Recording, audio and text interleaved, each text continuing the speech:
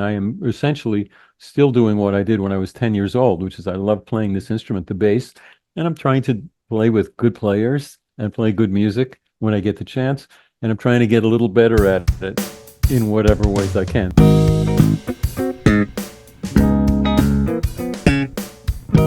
Hi, and welcome to ForBassPlayersOnly.com. I'm John Liebman, founder and first baseman.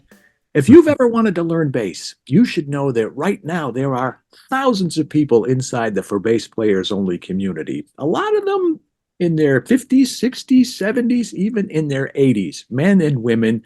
And you know what they're doing? They're learning bass. They're having the time of their life playing music that they love. You should come join them and experience that incredible transformation for yourself. Because as I always say, you're never too old to groove. So let's play bass. My guest this week is Tony Levin. What can I say about Tony that you don't already know? He's a world-renowned bassist, long admired for his work with Peter Gabriel, King Crimson, as well as his incredible work on the Chapman Stick. Appearing on more than 500 albums, Tony's prolific session career has allowed him to work with superstars like Lou Reed, Paul Simon, Laurie Anderson, David Bowie, James Taylor, Buddy Rich, Bruce Hornsby, Sarah McLachlan, Brecker Brothers, John Lennon, Peter Frampton, Carly Simon, Robert Fripp, Pink Floyd. Stop me when I've made my point.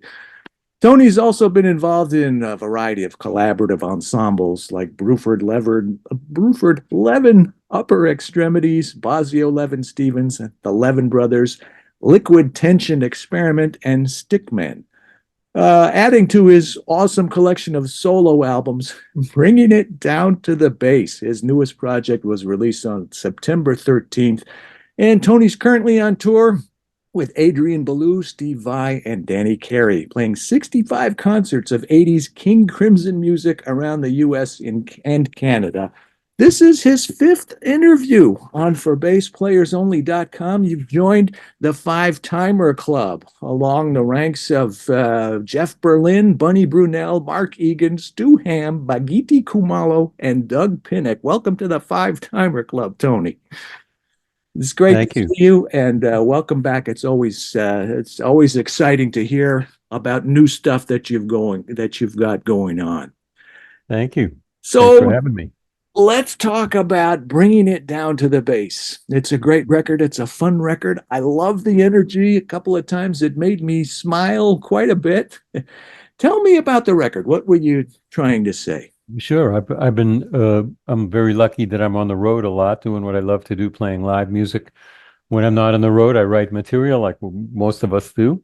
And this past year, a little over a year ago, I determined that if I don't carve out some time and finish up the album, it'll just never come out. I'll have more and more pieces under construction. So I did finish it.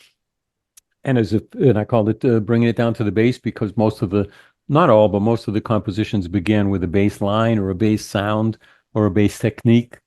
Some of them have some lyrics, but most of them are instrumental. And then I decided to give myself a gift of having some great players, different players on each track. So I kind of got a biography of myself, of the history of whom I played with, especially drummers, and gave myself that treat. So I feel very good about it. It was due to come out mid-September, like you said, but there's a little delay in the CD manufacturer. And there are still different formats of it that'll be coming out in the next few months. It's called Bringing It Down to the Bass. It's about the bass, but it's got, I think the exciting part of it is the other players on it who are pretty great. Yeah, the bass is certainly exciting. And yeah, you've got quite a lineup. Robert Fripp, Gary Husband, Steve Gadd, Vinny Colaiuta, your brother Pete, Mike Portnoy, Jerry Murata. My goodness. I think you might have touched on answering the question, but how did you go about choosing those particular people? I don't think I said that really because I had the composition and I had done the piece. I had made a rough recording of the piece the way you do, either with no drums or with a simple, sometimes just click track. I don't want to. I've learned through the years not to get too involved in a drum sample part that won't be the real part because you kind of start to like it and you get used to it and it just leads to trouble down the road. So usually I avoid that. Anyway, as I got finished with them, I just on each piece, I thought, well, what's the drummer who would I kind of have a feeling of what he would do on this, but he would surprise me. And what if I can get that guy? And in almost all cases, I did get that guy. It wasn't easy rounding them up, cornering them into doing home recording or going into a studio wherever they were. But I was pretty successful in getting the players I want. Some are almost autobiographical. As I said, the one piece called um, "Me and My Axe" is a duet. It's a full band, but it's a duet between fretless bass taking the melody and a very singing guitar. And I thought, well, Steve Hunter, my old buddy, Steve the Deacon Hunter, my old buddy from Alice Cooper Records way back, and Peter Gabriel's first album and Peter's first tours, he would be the perfect sound for that singing. And then after I got him on it, I thought, well, why don't I reassemble some of the Peter Gabriel alumni? And I got Jerry Marotta. It was easy because he's my friend and neighbor to play drums, and Larry Fast, wonderful synth player who had played on Peter Gabriel's first albums and tours. Uh, so that wasn't the intention when I wrote the piece, but it ended up, okay, getting those good buddies and musical collaborators together. So each track kind of has its own story. I could be here all day telling the stories behind the tracks, but it was, as you can tell, I indulged myself in my musical wishes of getting the players I wanted, and I feel really good about the way it came out. Oh, I love the way it came out. Now, you mentioned drummers. Okay, bass players and drummers, we have a very special connection, but I think Yeah. you got an extra super duper special connection. There's a tune on here. What's it called? On the Drums, which is a feature to like almost every drummer in the world. Talk to me about that. Yeah, in the lockdown year when we had no live shows we could do in 2020, uh, I went a little crazy the way a lot of us did in different ways. And among the things I did is I got the feverish idea of writing a song using only the names of drummers that I had worked with. And then I spent quite a bit of time online trying to remind myself who I played bass with, because I've been doing this a long time. So a lot of drummers. And then I spent the rest of the year making notes, musical notes, and trying to fashion some kind of vocal piece. It ended up just vocals, and ended up in the beginning I thought, well, I'll put music to it later, but I didn't. It was just vocals and maybe 12 or 14 voices of my voice, and it came out a valid composition. I didn't know at the beginning, like I said, we were all scratching our heads and wondering what to do with ourselves that year. And so this is one of the things I did, and I'm very happy. I never intended for it to be on an album. It was just something I needed to do. But then when I fashioned this album mostly with bass parts, I thought, well, it's in a way it's a little appropriate to have something of a tribute to the drummers who, like all bass players, I've learned a lot of music from playing with really good drummers. I've learned to be a better musician and things like that. So in a way, it's a testament or a thank you to them. However, there are a number of drummers I didn't name on it because it was what I did that year, put it together. Anyway, I feel good about the composition, and it sure is out of the ordinary for a bass instrumental album to suddenly have a vocal that's anyway, I think the important thing is whether it's effective or not, and I feel it is.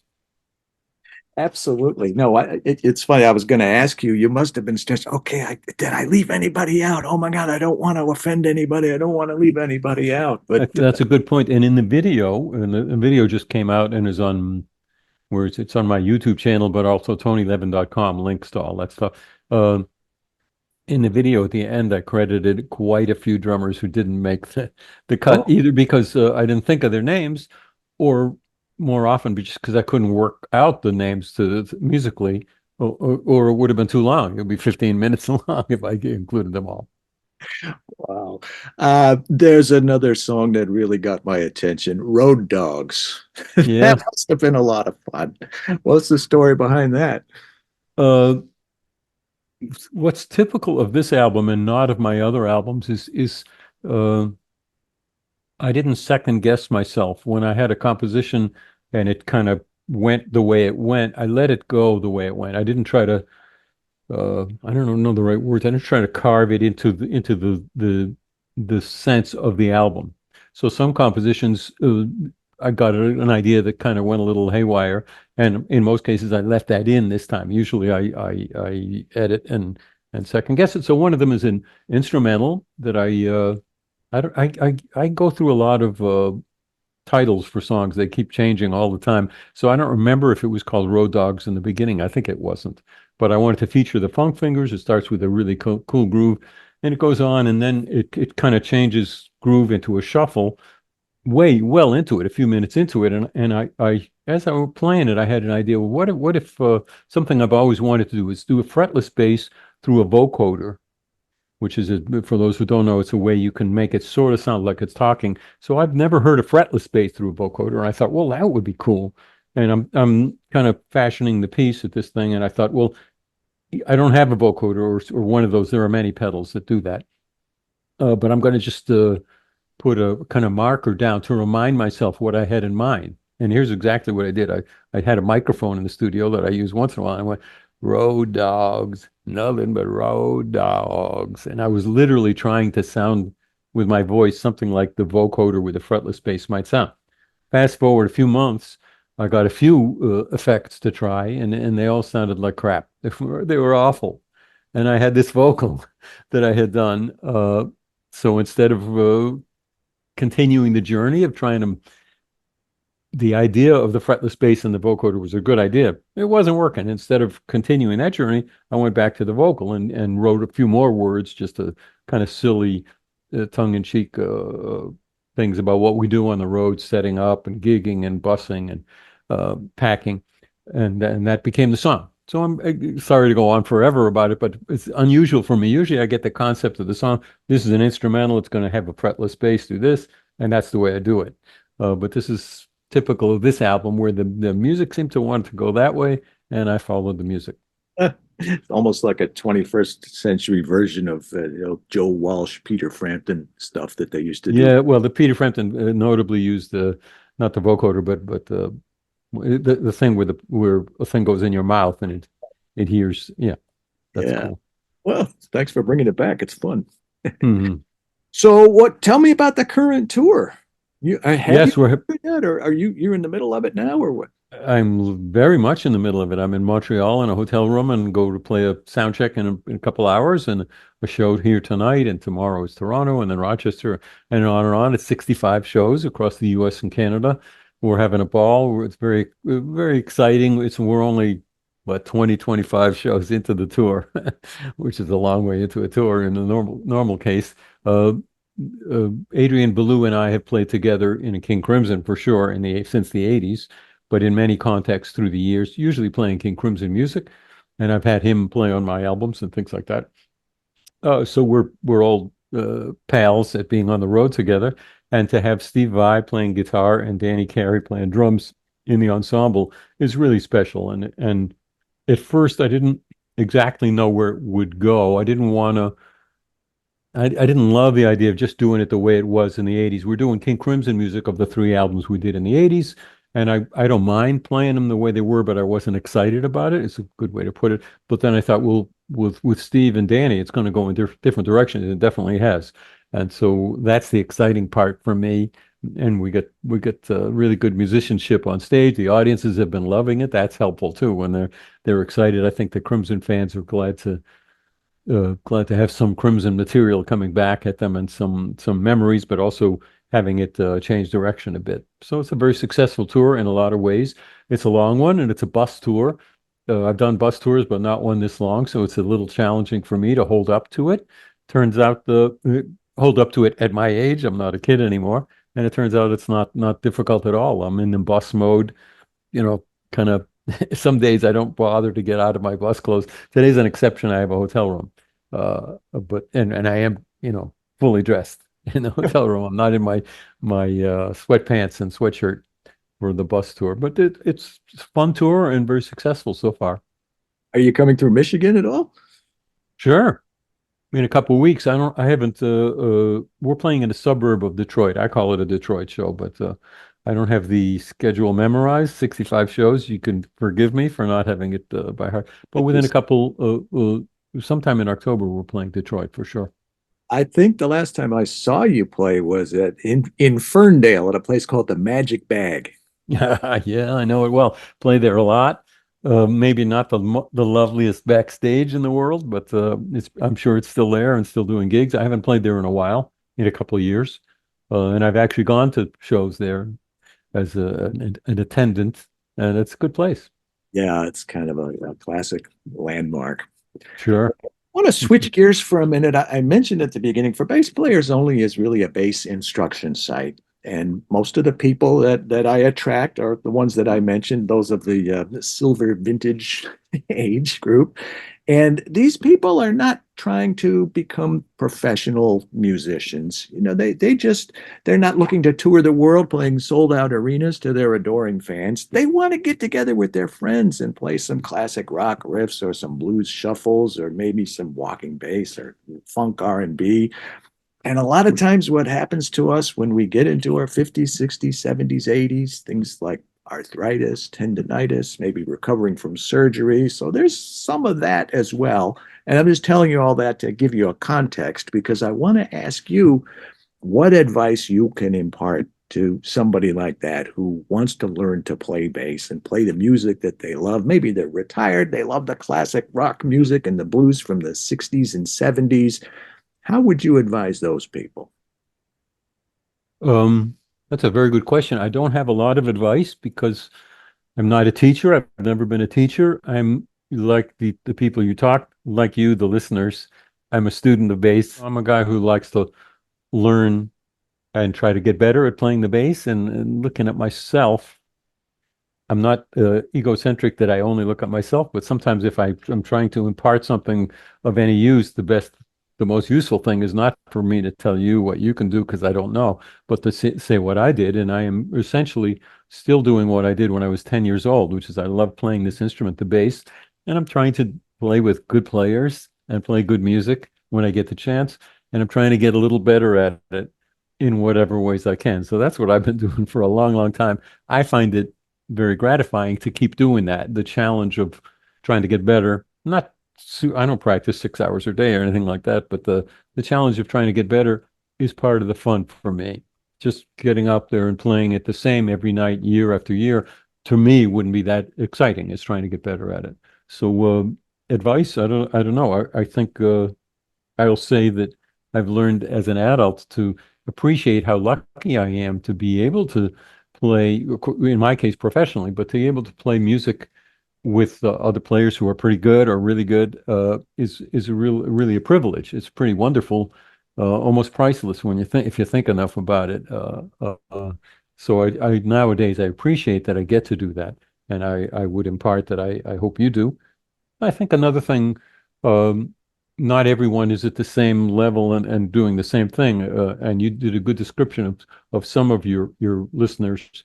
Uh, but if you're a little more active in trying to get into band and trying to, uh, yeah, forming a band and all that stuff, it can be fraught. And maybe it would be of some use to you to know that players that who are at my level, whatever level I'm at now, and are successful at it, also go through that same stuff where you really want to be in a certain band and they don't want you for one reason or another. It doesn't work out, or you get to play on a recording and they don't, you hear it and you're not on it anymore. That happens to us all, not just you.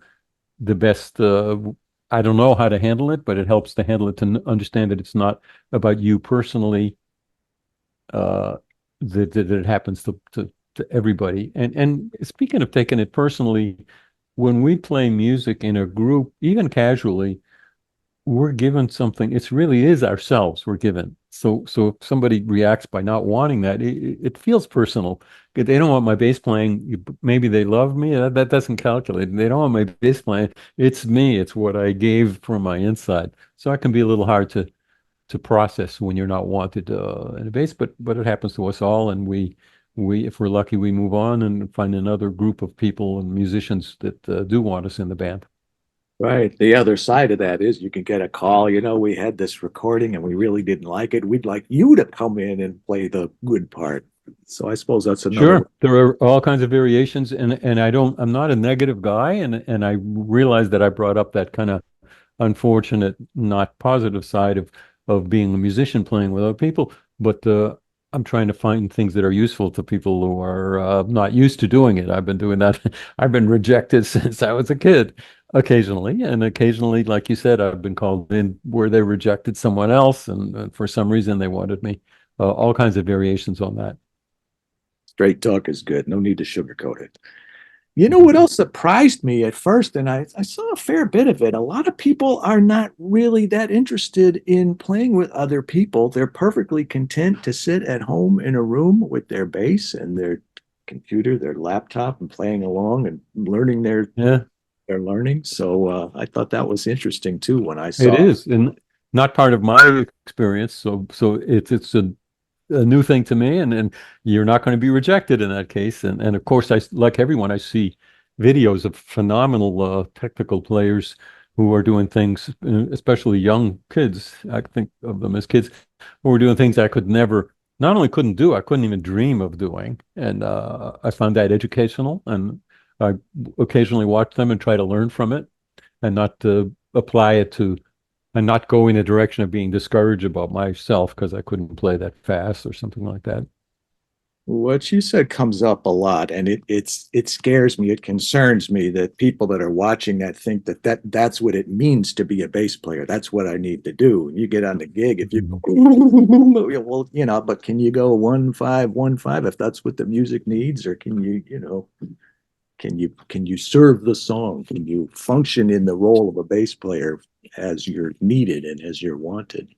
So Yeah, music is a really special and a unique thing, and there's room in that wide panorama for all kinds of things, for playing technical wizard like a technical wizard, and there's room for playing very simply and correctly, and there's room for being a learner who's not perfect about any of it. Room for it all, and that's one of the most special things about music. yeah, absolutely. Can you tell me a little bit about your gear, basses and strings, electric, stick, NS design, upright, anywhere that, what are you primarily playing these days? I'm gonna Yes, but I'm gonna speak about my album, bringing it down to the bass, because I put the record company through their paces because I didn't want to just make music. I wanted to accompany the music with a booklet that would ended up on, I think, a 19-page booklet with my photo portraits of the basses that I use. Because this album is about the bass, and I'm about the bass, and I'm also a photographer, pretty passionate photographer, and also stories about the individual basses. And by the way, I use a different bass on each track, the way I had different drummers on each track. So I'm lucky. I've been doing this a while, and I have a number of basses that I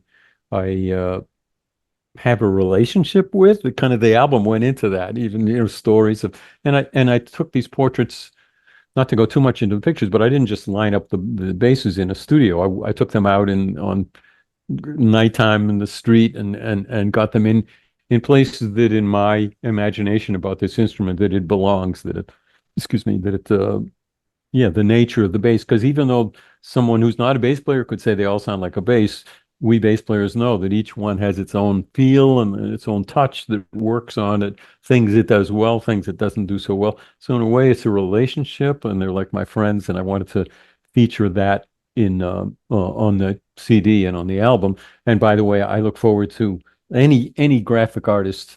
You'll love the 12-inch LP when that booklet, which isn't out yet, is the one that I had in mind when I took these pictures. So I look forward to later in the year when it'll come out as a double vinyl album with this big 12-inch booklet of glorious pictures of my basses. So sorry to go off on that. Oh, just like the old days that we all love and miss, the vinyl records, and if it was opened up, or if it, and sometimes Yeah, yeah, there's poster that. in. You know? Yeah. Yeah. So about basses, I'm lucky to have a number of them, and I have a home studio where I can keep it. Like if I'm doing a studio session or a tour with someone, I have to pick a bass or two, and that's not so easy. But of course, I'm lucky that I have a number of ones that I really like. Some of them are vintage, because I'm vintage, because I've been playing them since they were new, but that was a long time ago. And that's great. But also, I usually play Music Man. Ernie Ball Music Man basses, and they're wonderful. And their newest one, the newest one I have of theirs, was called the Stingray Special, happens to be very lightweight, and it has all the elements of the older basses, but it's really lightweight. And I found, surprisingly, when they told me about it, I said, "Oh, I don't know, I won't even try that." But boy, it's not the show, but it's the rehearsal. because a 6 hour rehearsal, the difference between a lightweight instrument and a heavy one is a huge difference. So that's become my kind of go-to bass, at first because of the weight of it, but it has a really good sound too. So, and the Chapman Stick, I have two, but they're exactly the same. There are other variations of different details about the instrument, but essentially I have the basic one, and I have a backup in case one is in Europe on tour and I suddenly need to do a recording at home. That, and I play the NS Electric upright bass a lot, and that's a wonderful tool to have. It's just the sound of playing a simple way to describe it. It's just the sound of playing a low E is everybody goes, oh yeah, that's what I wanted from the bass. This is in the studio. And so for years I've been playing that as my kind of go-to bass when it's the kind of ballad. Well, Peter Gabriel, if he has a ballad, he insists that I play on that with that bass. That's all he wants to hear. It gives you what you want to feel from the bass, and you got to love an instrument that gives you that. And that's on the record, right? There's a tune that's right near the end where Of there's, course. yeah, that's the one. Well, on the record, there are a number where I did one called Bungee Bass, where I did slides, and it kind of sounds like a bungee thing. I misspelled bungee. It's one of my few typos on the record, and I left it in. But anyway, yeah. But there's one track I have when Ned Steinberger uh, invented a bass with no radical idea of no tuning pegs up top and screws at the bottom. He came to me with the first of those, and I still have it, although I rarely play it because it's so valuable. I don't really want to take it on the road. So the piece you're talking about, which is a duet essentially with Robert Fripp playing a soundscape, and I thought, well, that it's called a Steinberger bass, and it's a fretless, and it's the first one. I thought that has a particular sound that's going to be really useful for that piece, and I wanted to play that, and my idea of taking the photo, remember the portrait I said I'm taking of each bass. I have my photographic mentor Abraham comes up every so often to help me with these photos, and the two of us work together. And I said, oh, I want it flying through the air. I want to see the clouds and this instrument, this Steinberger bass, just flying by. How can we do that? And he said, oh, we can Photoshop. We can, I said, no, actually, I'm going to get a mattress and two or three guys, and we're going to throw it. I want you to lay on your back and take it. He said I was crazy, and he talked me out of that. Because of course, if you Oh, drop the bass, this is my probably most precious bass. If you drop it, then it would be a big yeah, but problem. it doesn't get more authentic than that. That would have. Yes. Well, we achieved the look of it, and the photo is there, but we did it without literally throwing the bass over someone's head while they're taking pictures of the Thank you sky. for sharing that backstory. That is great. Yeah, yeah, yeah. Well, what about the future, Tony? This is, like I said, this is the fifth interview, so we were talking about all kinds of stuff in the other interviews. Because people say, "Why didn't you ask him this? Why didn't you ask him?" Well, I got five interviews, so we covered everything that we thought we needed to cover. But what else can you share about anything else either you have in the works? I know you're in the middle of kind of a long tour, but is there something else that you're going to do after that, or something else that you've always wanted to do that you just haven't gotten around to yet? Interesting question. Uh, it, maybe I hadn't learned on our last talk, but I've kind of learned not to talk too much about the future in the rock business, because you talk about, oh, I got this great thing coming this tour, and then the tour doesn't happen. You sound like a dreamer. So this tour the Beat tour is wonderful and will keep me busy right until Christmas. Um, then next year I have a little stuff. Stickman, the trio group that I love playing with, is going to tour in March in Europe, and I have a potential tour that I won't talk about in April yet. And we're trying to put together Levin Brothers, a jazz band, Yeah. in May, June. Sorry, it's a jazz band. We're trying to put together a little tour. And then the rest of the year is a mystery. I don't know yet. And being freelance, it could be that nothing will come through, or it could be that I'll get two great calls. My first call always is to Peter Gabriel. If anything is projected as possible in the future, I call Peter's management and say, is there any chance Peter will be doing something? Because it's my favorite thing to do, and I wouldn't want to miss out on a Peter tour. And there are no plans for next year that I know of from Peter Gabriel. He's capable of changing his mind, but yeah. So I don't know. I like maybe everybody's this way. I have a list of potential projects. I'd like to do this book. I'd like to do, a book of poetry written on the bus. Bus poems, and I'd like to start work on the next album. I'd like to do a little promotional tour of bringing it down to the bass of my current album, but I'm not sure I can have time to put together the band. So nothing definite. And thanks for asking. And I could babble all day about what I might do next year. Yeah, I did one album. I like all your stuff, but the one you did with your brother, with the pure straight ahead jazz record. I was looking at that interview yesterday. That was in 2014. We published that. I can't believe it Yeah. was, but it's great to see Wow. that you guys are Well, still I playing. appreciate you. I appreciate the direction of your questions is wonderful for me because it's just really, the niche you want to explore, and that's helpful to me to to have something valid to say about those things. Well, thanks for the thanks. The record is bringing it down to the bass. And do you have, how much of an idea do you have about actually when this can be available to the public? Because I thought it was out now. I guess I've got a double secret super version of it. I don't know. Yeah, you could going back to September, you could order it, but now by now you have it if you ordered it. Yes, so the CD is out. Oh, The oh, good. the Glad I clarified that. Yeah, the CD is out, and of course streaming is has been out for a long time. The Blu-ray, which is this is not my expertise, but the Blu-ray with the 5.1 mixes and the Dolby Atmos mixes and some bonus tracks was meant to be out now, and I think it's now coming out next month, uh, November, and there will be a double vinyl in the future. I don't know what date. Hopefully not too long in the future. So that's the status of it. You can get the CD now. It all has the many page booklet, but the vinyl will have the big booklet. Awesome. All right. Well, today, when we're recording this, it's October. This interview is going to be published in November. So Okay. we can say now. It's out now. Yes. Change the dates of everything I said and forward it. Well, congratulations on yet another outstanding recording release. I love it. I genuinely do. It's fun. Like I said, it made me smile, especially Road Dogs and the drummer. Thank you. I like all this stuff. There's some cello on there too we didn't even talk about. But Yeah, the NS electric cello, I have it. I'll tell you, not a big secret. I tune mine in fourths like a bass. It's meant to be tuned in fifths like a cello, but to me, it's a little bass, and it can sound a lot like a guitar, like a rocking out guitar, and it also can sound like a cello because it is a cello. Good fun. I was talking to somebody. I interviewed Mingus's son a couple of months ago. What's his name? Mingus. Anyway, but I think he said something about his dad. We talked about tuning basses and cellos and fourths and fifths, and I think that might have come up, tuning a cello in fourths.